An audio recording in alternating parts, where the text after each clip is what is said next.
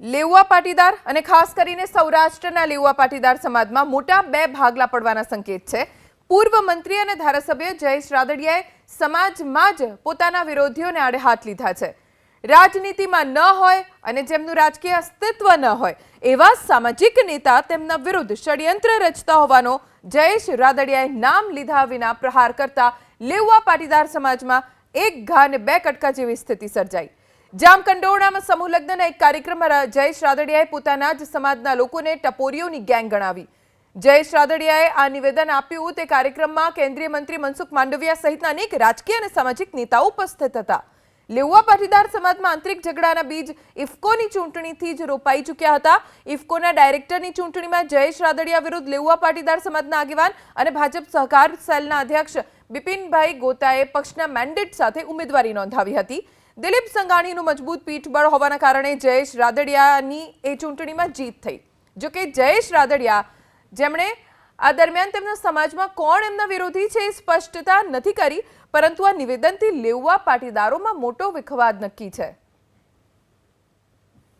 અને એવા જ હજી સમાજના આપણા લોકો કે જ્યાં રાજનીતિની અંદર નથી છતાં પણ એક યા બીજા પ્રકારની આદર્શની અંદર સમાજની અંદર હજી આજની તારીખે પણ રાજનીતિ કરવાના પ્રયત્નો મિત્રો કરી રહ્યા છે। એનો જવાબ સમાજે આપવો પડશે। કોઈ કહેતો હોય કે જયેશ રાદડિયાને લેવા પટેલ સમાજના હતા, જયેશ રાદડિયાને લેવા પટેલ સમાજનો નેતા આજે નથી થવું ને કાલે નથી થવું, કે જે મિત્રો રાજનીતિની અંદર નથી જયેશ રાદડિયાને પાડી દેવાના કાયમી માટે પ્રયત્નો કરવામાં આવે, એને રાજનીતિ નાવા નીચોવાનો જેને સંબંધ નથી એ રાજનીતિ અંદર જયેશ રાદડિયાના નડિયા ગણવાના પ્રયત્નો કરે। મેં કીધું તું કે આજ સુધરશે, કાલ સુધરશે,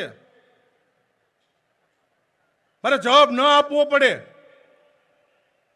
પણ જયેશ રાદડિયા સારું કામ કરે, સમૂહ લગ્ન કરે, અહીંયા આવડી મોટી મેદની ભેગી થાય એટલે કેટલાયના પેટમાં હાંજે તેલ રડાય અને કાલ સવારે રાજકીય રીતે જયેશ રાદડિયાને ક્યાં પાડી દેવો એવા ચોખ્ઠા ગોઠવવાની આપણી સમાજની ટીમને મિત્રો આવનારા દિવસોમાં ઓળખવાની જવાબદારી સમાજની છે।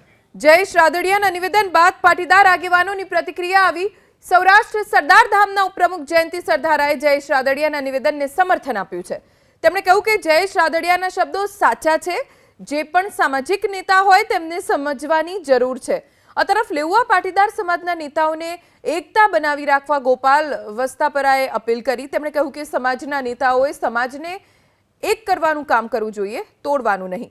સામાજિક નેતાઓ વિવાદ કરશે તો આવનારી પેઢીઓ માફ નહીં કરે।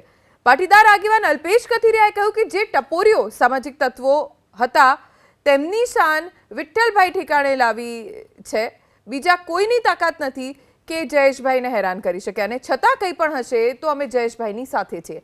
આ તરફ દિનેશ બાંભણિયાએ પણ જયેશ રાદડિયાનું નિવેદન સૂચક અને ગંભીર ગણાવ્યું। જયેશભાઈ આમાં 100% સાચા છે। જયેશભાઈને પાડી દેવા એવા પણ પેતરા અમુક જે લેવા પટેલ સમાજના ઓફિસમાં બેસીને રાજકારણ ચલાવે છે એવા નેતાઓ કરે છે, એટલે જયેશભાઈ જે ઈશારો કર્યો છે એ બરાબર છે। અમુક સંસ્થા લેવા પટેલ સમાજની દર ચૂંટણીમાં કંઈક ને કંઈક સ્ટેટમેન્ટો કરે છે અને આમ સ્ટેજ ઉપરથી એમ બોલે કે અમે રાજકારણ રમશું નહીં, તો રમવું હોય તો આવી જાય ને ખુલ્લા મેદાનમાં। તળિયા વગરના લોટાના અમે ભરોસા કરતા નથી, પણ હવે સમાજમાં છે એટલે સહન કરવાની વાત આવે છે। લેવા પટેલ સમાજના આગેવાનો એક સમાજને તોડવાનું જે કાર્ય કરી રહ્યા છે એ ન થવું જોઈએ, કારણ કે સમાજ આમાંથી આવનારી પેઢી, સમાજના બાળકો શું આપણામાંથી પ્રેરણા લેશે।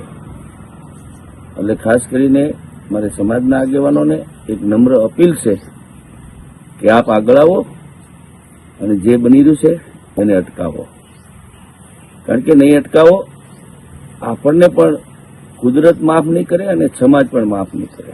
સન્માનીય જયેશભાઈ રાદડિયાના નિવેદનથી સૂચક નિવેદનને ગંભીર રીતે ગણીને આજે સમગ્ર લેવા પટેલ સમાજમાં આ એક ચર્ચાનો વિષય બન્યો છે। ત્યારે જયેશભાઈ ઘણા લાંબા સમયથી આ બાબતે નિવેદનો કરી રહ્યા છે અને એમને નડતરૂપ થતા અથવા હેરાનગતિ કરતા કોઈ પણ લોકો હોય તેને સમાજના વચ્ચે યોગ્ય પ્લેટફોર્મ ઉપર આયોજન કરી અને એનો ઉકેલ લાવવા માટેના પ્રયાસો થાય એવું હું ઈચ્છી રહ્યો છું। કઈ બાબતે એમણે કીધું છે, કયા ટપોરી છે, કયા વ્યક્તિ છે, કોણ છે, એમની કોઈ સ્પષ્ટતા નથી કરી, પણ આવા કોઈ પણ ટપોરીઓ હોય કે કોઈ પણ વ્યક્તિ હોય જયેશભાઈ કે રાદડિયા પરિવારની સામે એ વિસ્તાર કે સમગ્ર ગુજરાતમાં કોઈ પણ પ્રકારની પ્રવૃત્તિ સાથે લેવામાં નથી આવતી અને સાથોસાથ આવા ટપોરીથી એમને કોઈ ફેર પણ નથી પડતો, કેમ કે આ વિસ્તારમાં એમના પિતાશ્રી આવા કેટલાય ટપોરીને ભાવ ભેગા કરી દીધા છે. એટલે કોઈ પણ આવા અસામાજિક તત્વો કોઈ પણ પ્રકારનું નિશાન ઊભું કરતું હશે તો એને પણ સબક શીખડાવી અને શાંત કરી દેવામાં આવશે.